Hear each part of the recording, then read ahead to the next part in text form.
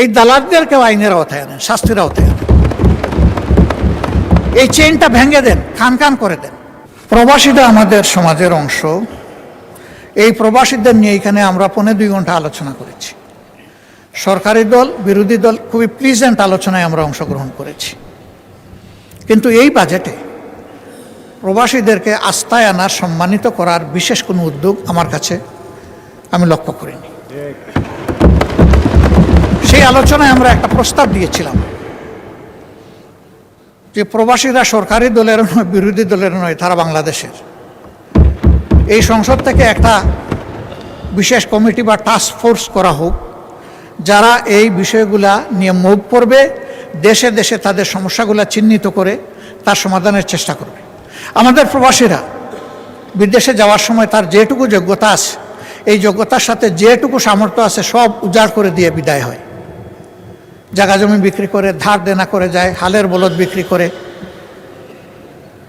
এগুলা করে তারা বিদেশে যায়। এই যেতে গিয়ে তারাও বিড়ম্বনার শিকার হয়। মালয়েশিয়া একটা গুড হাব, যেখানে আমাদের প্রায় 20 লক্ষ লোক থাকে। সেই জায়গায় অতীতে অনেক কেলেঙ্কারি হয়েছে। সেখানে একটা কোম্পানি করে, নুরউদ্দিন আমিন, সে একটা কোম্পানি করে একটা সিন্ডিকেশনের মাধ্যমে 85,000-এ যেখানে একজন শ্রমিক ভাই যাওয়ার কথা, সেখানে তার কাছ থেকে নেওয়া হয়েছে 6 লক্ষ 7 লক্ষ টাকা। এখনও সেইটা বহাল আছে। আমি এই গণতান্ত্রিক সরকারকে অনুরোধ করব, হাত দেন, ভেঙে দেন সিন্ডিকেট, খুলে দেন দুয়ার, চলে যাক শ্রমিক মাত্র 85,000 টাকায়।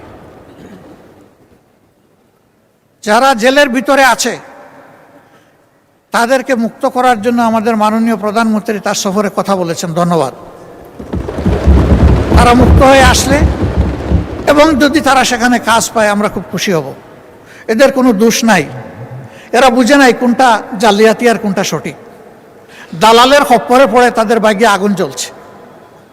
এই দালালদেরকেও আইনের আওতায় আনেন, শাস্তির আওতায় আনেন। এই চেইনটা ভেঙে দেন, খান খান করে দেন। ওই চেইন রেখে মলম দিলে আমাদের কোনো লাভ হবে না, বারবার ফুসকা উঠতেই থাকবে। তাদের আরও অনেকগুলো সমস্যা আছে, আমি সেগুলার দিকে গেলাম না। আর মালয়েশিয়ায় শুধু প্রবলেম না, প্রবলেম সর্বত্র। এক জায়গায় হাত দিলে সব জায়গায় কভার হয়ে যাবে, এবং আমি বিশ্বাস করি এটা আনঅ্যাচিভেবল নয়, এটা অ্যাচিভেবল। এখানে দরকার সদিচ্ছা আর কঠোর পদক্ষেপ। আমরা সরকারের সাথে এই ব্যাপারে আছি।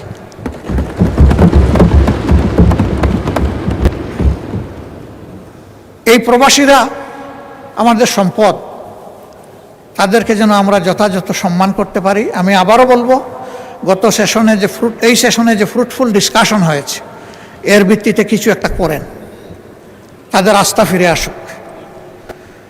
যদি আমরা স্বচ্ছতা মেনটেন করতে পারি, আমাদের প্রবাসী ফ্লো আবার বেড়ে যাবে, অনেক বেড়ে যাবে।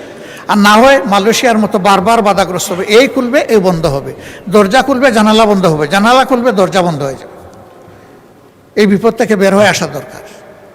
আপনার স্বপ্নগুলো আকাশ ছুবে প্রবাসীর হেলিকপ্টারের মাধ্যমে। বিয়ে, জন্মদিন অথবা যে কোনো বিশেষ প্রয়োজনে হেলিকপ্টার ভাড়া করতে যোগাযোগ করুন স্ক্রিনে দেয়া নাম্বারে। প্রবাসীর হেলিকপ্টার, নিরাপদ ও সাশ্রয়ী বাহনের বিশ্বস্ত নাম।